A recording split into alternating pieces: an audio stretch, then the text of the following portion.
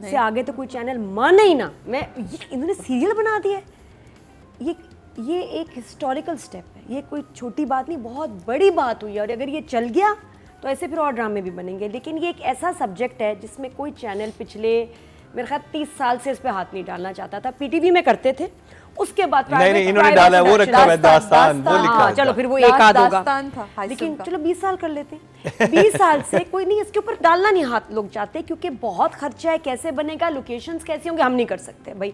और वो एरा दिखाना, वो टाइम दिखाना, और यहाँ आपको 70s में लेके गए हैं। इतना खूबसूरत एक सीन, एक फ्रेम में झोल नहीं है।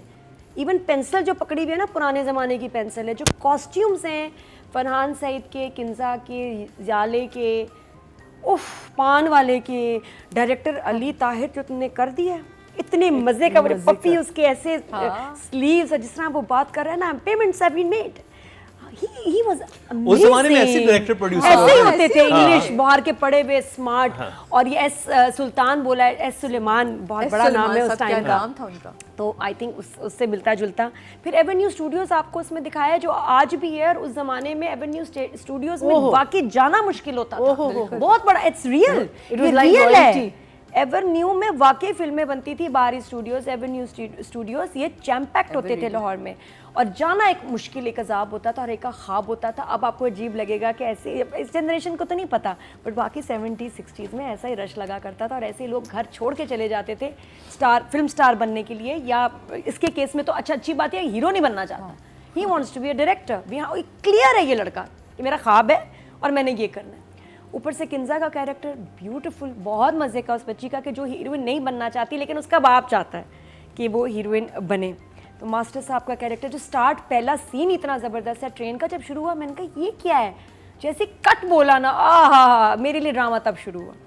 सो I am enjoying this so much. बहुत सारी बातें हैं, but perfect production, and hats off to the channel जिन्होंने अगेन, जो मैं कहती हूँ, एक नया ट्रेंड सेट किया इंडस्ट्री ज्वाइन करने के लिए, और वो स्टार्स बनी भी।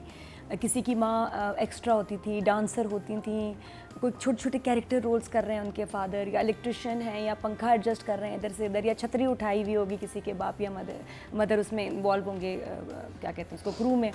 तो उनके बड़े ख्वाब होते थे कि यार हमारी बेटी या बेटा इंडस्ट्री को ज्वाइन करें। और मास्टर जी का अपना भी ख्वाब था, जो अपना ख्वाब पूरा नहीं कर सके, उनका मेरी बेटी है बनेगी। अच्छा ये दिखाया कि not for the wrong reason, for the right reason, कि यार इधर इतनी इज्जत है, मेरी बेटी हीरोइन बने, स्टार बने इसी इंडस्ट्री में। और जिस तरह उसको लेके जाते हैं बड़े रिस्पेक्टेबल तरीके से, उसमें किसी का कोई मैलिस नहीं दिखाया फजूल में ये वो।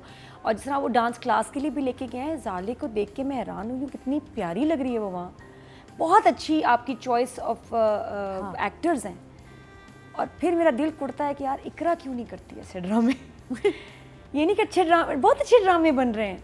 किंजा ने इतना अच्छा रोल किया है, क्योंकि मुझे इकरा की एक्टिंग बड़ी पसंद है। फिर मैं थोड़ा सा दिल ये भी कुड़ता है कि यार बहुत अच्छा, किंजा ने तो किया, इकरा को भी ऐसे ड्रामे करने चाहिए।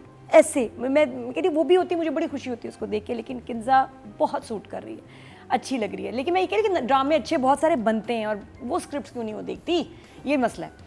तो वेरी नाइस कास्ट। और फिर सुनो चंदा वाला पेयर आ जाता, I don't know why she is not in this drama, वैसे जस्ट अ थॉट। तो फरहान तो ग्लव की तरह फिट आया, जबरदस्त। और ये उसके कपड़े, इसका आप अगर OST देखो, उसमें एक होता है कि आप कॉटन लेते हैं, कपड़े सी देते हैं, नहीं, उन्होंने जो फैब्रिक भी सिल्क का लिया है ना, खर्चा किया है। इसकी shirts out of this world है।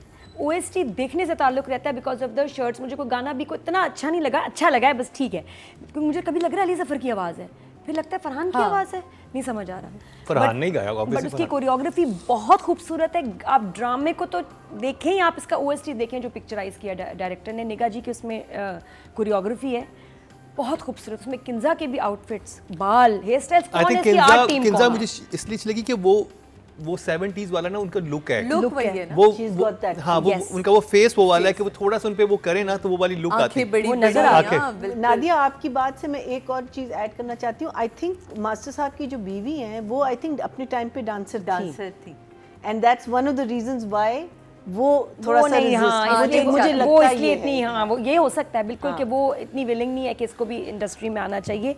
तो अच्छा अब हम आते हैं जो सीन्स थे इसके ना कि उस ज़माने में चारपाई रेंट पे मिलती थी, होटल के कमरे नहीं होते थे, वही जाएं आप अपनी चारपाई ले लें। और मुझे लगा कि यार इसका चोरी ना हो जाए, जैसे इसने सामान रखा है, बैग रखा है, चोरी हो गया वॉलेट। बड़ा क्यूट और आराम से सब और ये नहीं कि एक बंदा है, चारपाई पे कितने लोग सो रहे हैं, अच्छा उठ सुबह रहे हैं, कहता जा है रहे हैं। वैसे कोई इतना कुछ था भी नहीं वॉलेट में।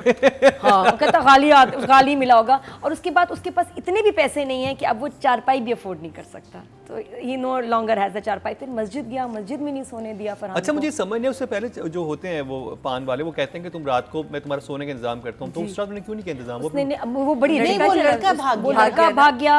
हालांकि भागने की कोई सेंस नहीं, जब उसने उसको बोला है, वो एक मुझे झोल नजर आया कि क्यों भाग गया भाई, ये तो शरीफ आदमी था कुछ ऐसा। और जब उसने कहा है और वो कह रहा है कि वो भाग के चला गया, कह रहा है मैं इंतजार कर रहा हूँ, बीच में वो लड़के की समझ नहीं आई, मुझे भी समझ नहीं आई। ठीक है, उसके अलावा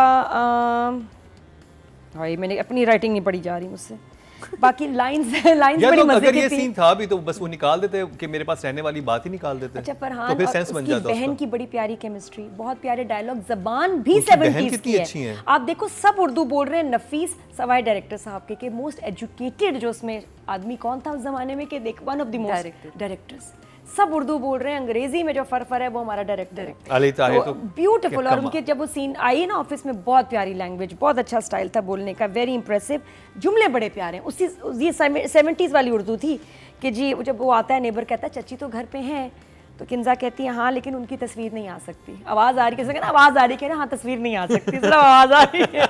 बहुत प्यारा था। फिर आगे वही कह रही है भाई कौन, माँ ने पूछा कौन है बाहर, तो उसने कहा कि वो फ़कीर था, तो हाँ भेज देती। उसने कहा नहीं, कुछ ऐसे लिचड़ होते हैं ना जो पर्दे की तरह लटक ही जाते। बहुत क्यूट लाइन थी, and the way she said it, बहुत मज़े का था। फिर इसका ये कि भी ख्वाब देखने के लिए हिम्मत चाहिए होती है, अब आपसे तो इजाज़त ले लो सारा, you feel you're in that era. इन्होंने जो भी 70s का ड्रामा दिखाया, लग रहा है मुझे वो सीन इतना अच्छा लगा जब वो अली ताहिर के पास जाती है, डायरेक्टर के पास जाती है, तो उनकी फ्रैंकनेस पहले से इतनी दिखाई भी है। very वो भी अच्छा है, वो मतलब मुझे था कि नॉर्मली तो ये होता है Everyone is nice. That's what I really liked. कि हर इंसान अच्छा है। बच्चा पला है ना उस इंडस्ट्री में, तो उससे सब उसी तरह। अब ये आपकी तो फिल्में बड़ी जबरदस्त जा रही हैं, ये वो, और बाप नहीं बात कर रहा होता, बेटी ज्यादा बात कर रही होती और है। मैं आपको बताऊं, हमारा जो 70s और 60s का एरा था ना, उसमें लड़कियां लड़के बहुत मॉडर्न थे, चाहे जितने आज भी नहीं है, मॉडर्न टाइम था वो। तो बहुत खूबसूरत ड्रामा बनेगा। I am very happy director ने जिस तरह शूट किया, लाइटिंग चीज़ें आप तो मतलब आउटस्टैंडिंग, जिस तरह आप कर रहे हैं, अगर वो इफेक्ट ना होता तो मज़ा ही ना आता।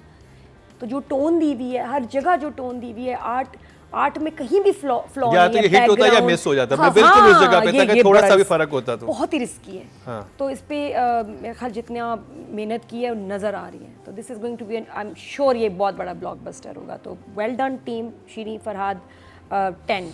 ये एक्टिंग क्यों कर रहा है, इतना अच्छा सिंगर है, सिंगिंग छोड़ है एक्टिंग कर रहा है। मेरे बहुत दफ़ा शोज़ में आता था and I was very fond of his voice और इसके गाने, तो मैं कहा क्यों कर रहा है। और अब मैं देखती हूँ इतने साल गुजर गए हैं कि लगता है कि ये बनाई एक्टिंग के लिए। He is very selective, very choosy, गाने भी बहुत खूबसूरत, अभी भी अच्छे गाने गा रहा है, लेकिन एक्टिंग में किसी अलग लेवल पे पहुँच गया है, the maturity that he has.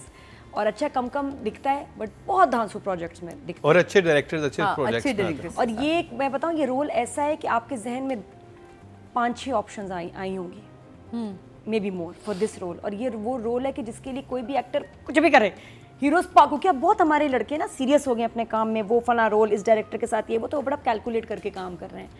तो मैं कहती हूँ कि इस किस्से में आ कैसे गया, इसको मिल कैसे गया। बहुत लोगों की नज़र होगी फरहान इस रोल पे, और तुम्हें मिल गया, तुमने किया बिल्कुल सही, तुम पे जज रहा है, और आई एम ग्लैड कि you are doing it.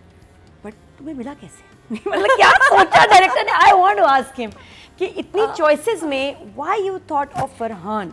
If you see the poster, ये क्यों? Nadia, just see the poster.